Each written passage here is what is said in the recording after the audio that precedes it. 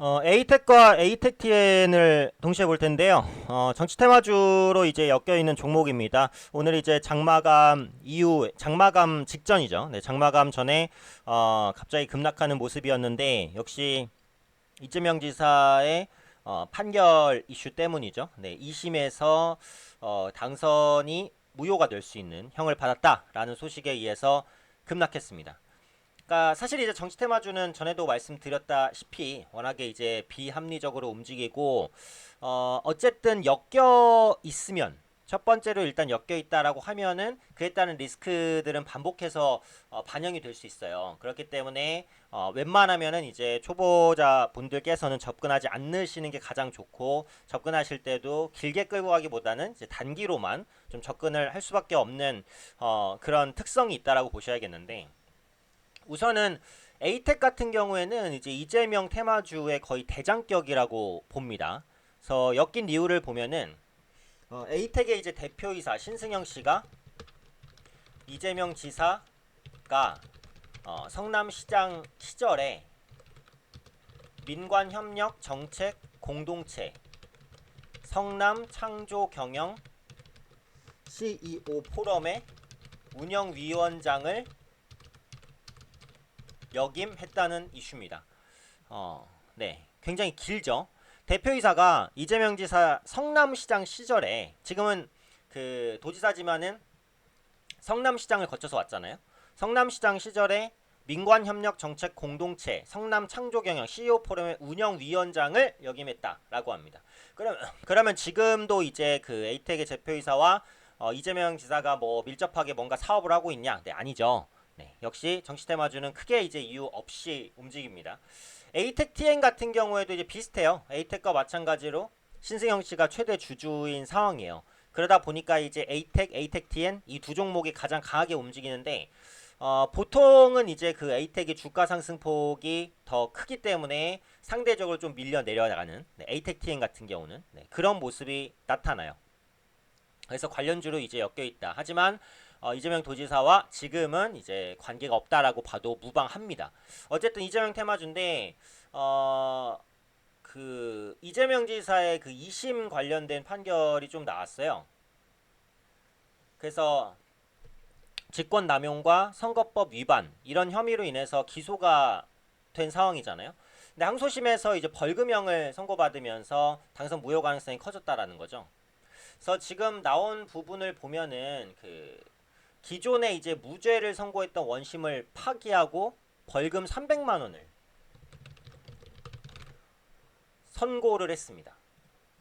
그래서 재판부에서는 그 친형 강제 입원 사건 굉장히 유명했잖아요. 사건과 관련해서 공직선거법상의 그 허위사실 공포 혐의를 유죄로 판단했어요. 그러니까 1심에서는 이제 무죄로 판단했거든요. 그러니까 이제 형이 바뀐 거고 양형 이유를 보면은 그 허위사실 공포 발언은 누구나 시청할 수 있는 공중파를 통해 쉽게 전파됐고 친형의 정신건강을 위해 입원을 지시한 것은 이해충돌의 여지가 없지 않다. 과거 선거법 위반으로 벌금형 동종 처벌을 받은 점을 고려했다라고 네, 설명을 했습니다. 사실 이제 벌금 300만 원이면 별거 아니잖아요. 그러니까 300만 원이 물론 작은 돈이라는 얘기는 아닙니다만 큰 돈이지만 이재명 도지사 같은 위치에 있는 사람이 300만 원은 굉장히 작은 돈이라고 볼 수 있겠죠, 상대적으로. 근데 이제 그 이슈에 이렇게까지 주가가 하락하냐? 문제는 뭐냐면요. 법의 구조 때문이죠. 그러니까 공직선거법 그리고 지방공무원법이라는 게 있는데 이게 중요한데 이 법들에 따르면요. 직권을 남용한 혐의에 대해서 금고 이상의 형을 확정받거나 허위사실 공포 혐의로 100만 원 이상의 형을 확정받으면 직무를 유지할 수 없게 된다라는 거예요. 그러니까 이 형이 확정되면은 물리적으로 어떻게 되는 거죠? 이재명 경기도지사는 경기지사직을 내려놓을 수밖에 없게 됩니다. 그건 이제 이재명 도지사한테는 굉장히 치명적이죠. 특히 보시면은 최근에 이제 주가가 계속해서 상승했던 게 그 차기 대권 주자 후보를 보시면요. 민주당 쪽에서는 이제 지금 그 이낙연 지지도 가장 높죠.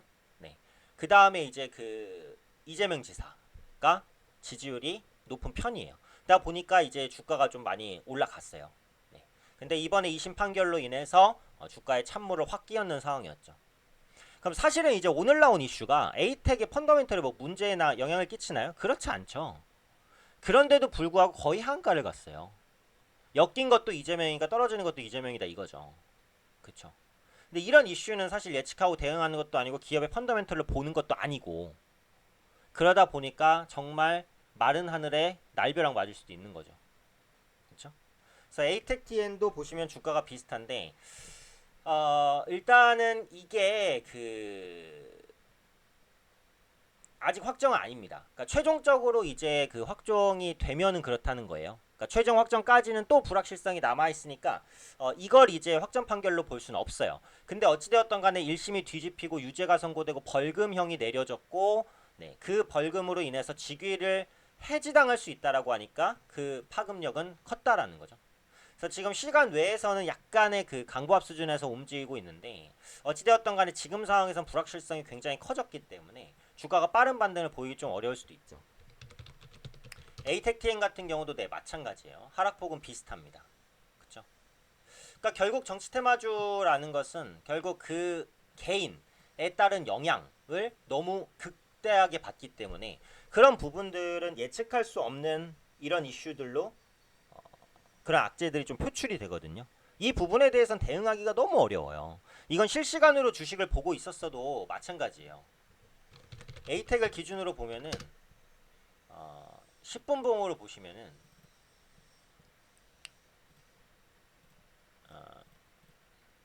네. 주가가 하락할 때 요 급락까지 한 30분 정도 내로 거의 쇼부가 났습니다. 여기서는 크게 안 밀렸으니까 이게 지금 이 20분 만에 주가가 거의 하한가 근처까지 떨어진 거거든요. 그러니까 이게 실시간으로 보면은 매도할 수 있겠다고 생각을 하지만 실제로는 실시간으로 보고 있을 때도 이렇게 빠지잖아요. 손 잘 안 나가요, 솔직히. 스탑로스를 걸어놓지 않는 이상은.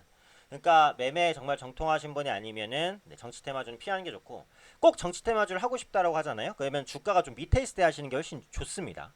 네, 절대 상승하는 종목이 따라가는 전략은 반드시 언젠간 크게 깨집니다.